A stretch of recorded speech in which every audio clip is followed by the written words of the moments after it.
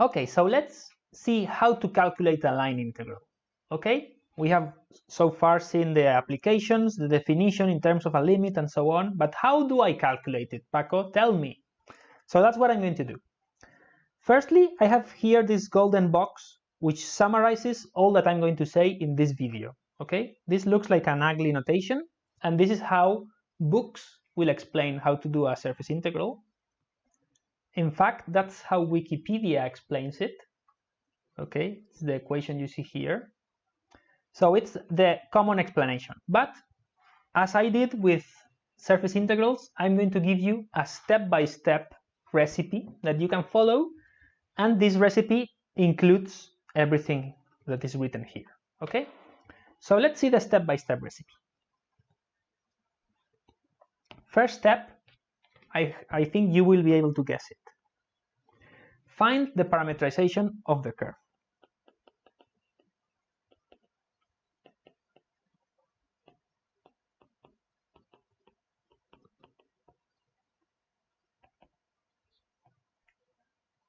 Okay, so you need to write the parametrization of the curve, a vector r, which is a function of u, which means that you need to find three functions: x as a function of u, y as a function of u, and z as a function of u.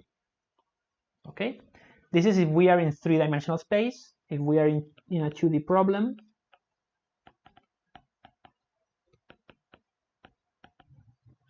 then you have to find a vector that is two-dimensional, so we only have x of u and y of u.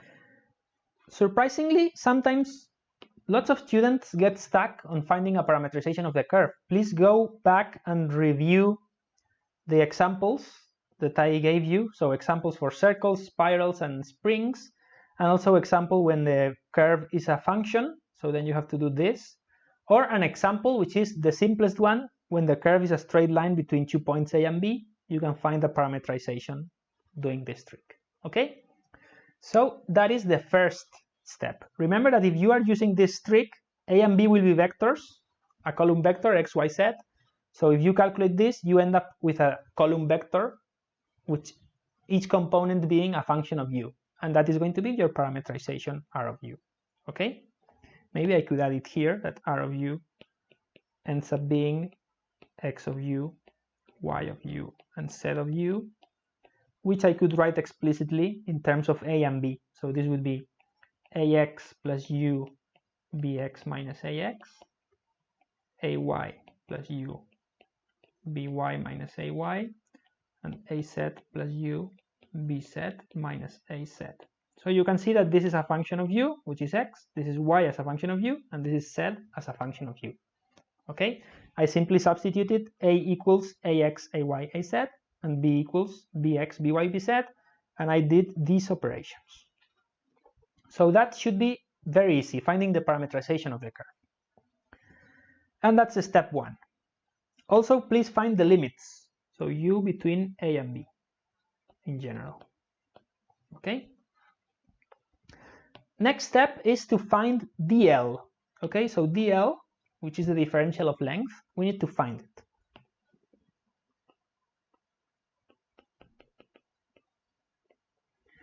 And almost identically to what happened with surface integrals, there are three main methods of finding dl.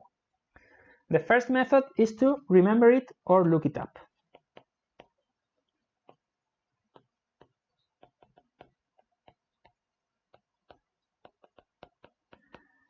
So by now you are familiarized with the famous table of equations, which is this table here. So by now you know you have been using the third column to find dv. You also used the second column to find ds. So now you will be using the first column to find dl, okay? But I'm not going to explain it yet because it's actually not used so often.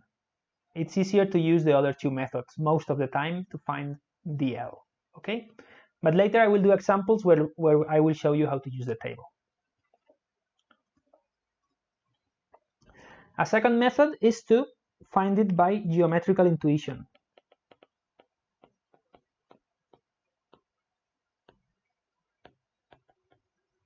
And for curves, this is usually very easy. Okay, so dl is simply the length. So let me write it down. dl is the length of the segment that goes from r of u to r of u plus du. Okay, and let me draw a diagram to show what I mean. So imagine we have our curve C, and we have our parametrization, which points from the origin. Let's say that the origin is here to the curve C. Okay? So this is r of u, and of course this is a function of u. Now we increase u by an amount du. Okay, so therefore our vector moves a differential amount. So this would be r of u plus du. Okay, so now you can see that our vector r has moved a certain amount. Okay, and this arrow would be given by the subtraction of r of u plus du minus r of u. But what we want is to find the length or the norm of this vector, and that length will be exactly dl. Okay, so that's how you find it using geometrical intuition. We will see examples later. And finally, we can calculate it using a recipe. Calculate it using a recipe.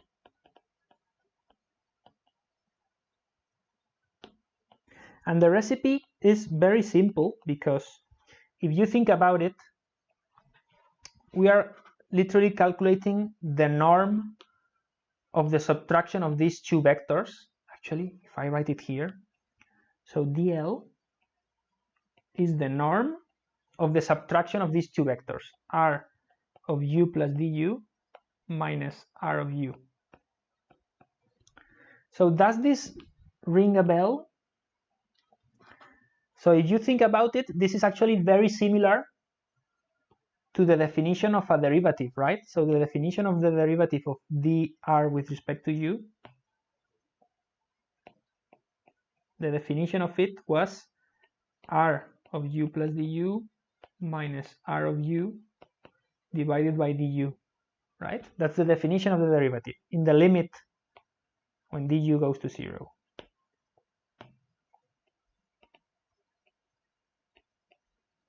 And therefore, this is nothing else than the derivative of r with respect to u multiplied by du. Okay, so by comparing these two, you can find that dl is simply the norm of the derivative of dr with respect to du multiplied by du. Okay, so that is the recipe for finding dl. Normally, the way we write this is by taking du outside of this norm, because du is just like a positive scalar. So you just take the norm of dr divided by du, and you multiply that by du.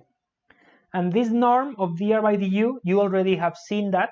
It's our old friend, the tangent vector.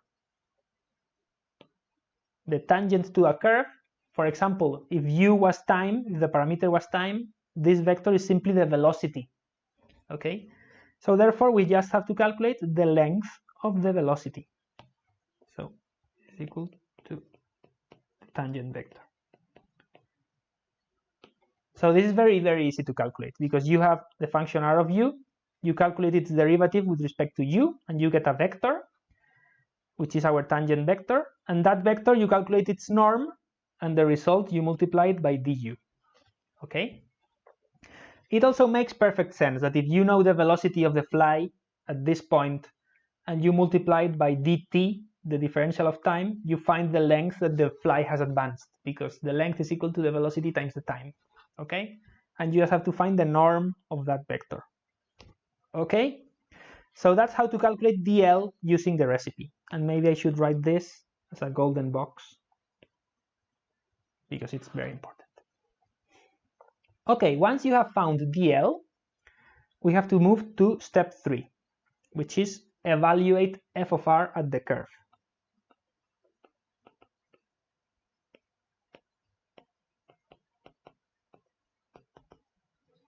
And you can recall that this is almost identical to what we were doing in double integrals, in surface integrals, yeah?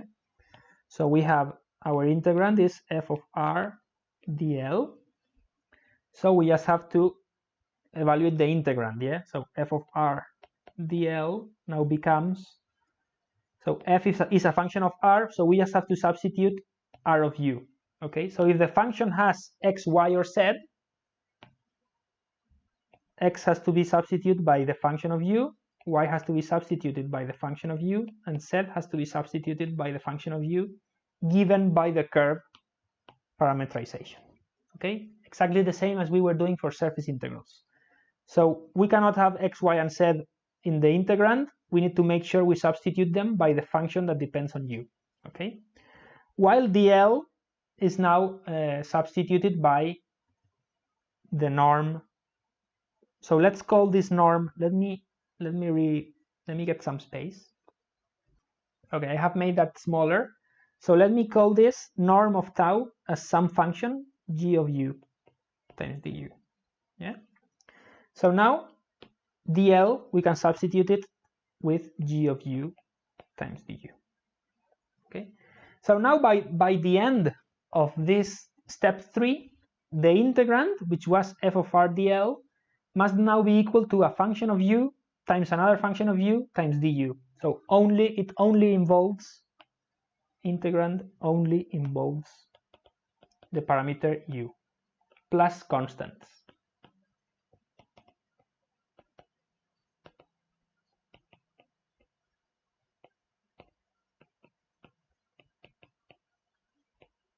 And this is a sanity check that you should do always before you start step 4, which is calculate the integral.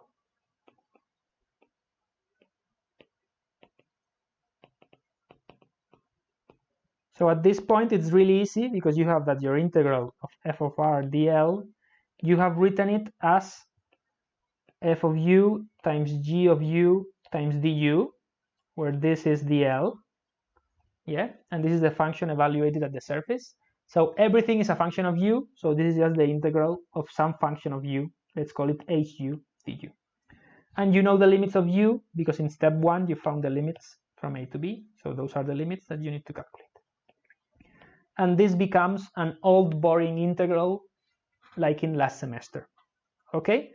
So by the time you have substituted, you have evaluated the integrand at the curve, you end up with a function of u that you have to integrate with respect to u. Okay, I hope those steps were very clear. And of course, I will, as always, do several examples to make sure that you understood all of the steps. And they are all summarized here. Why are they summarized? Well, we see here the norm of the derivative. So the norm of the tangent vector is here, multiplying du, and this is used to calculate dl, okay? And then we also see f, but instead of having r, we have r of u, meaning that we have substituted x, y, and z by their functions of u. So this is f as a function of u times dl. So everything is included in this golden box, okay? So in principle, you could forget about all of this, and that's what in practice you will do once you become experts. You don't have to follow the steps, you can just remember the golden equation, okay? Great, thank you very much. See you in the next video where we will do examples.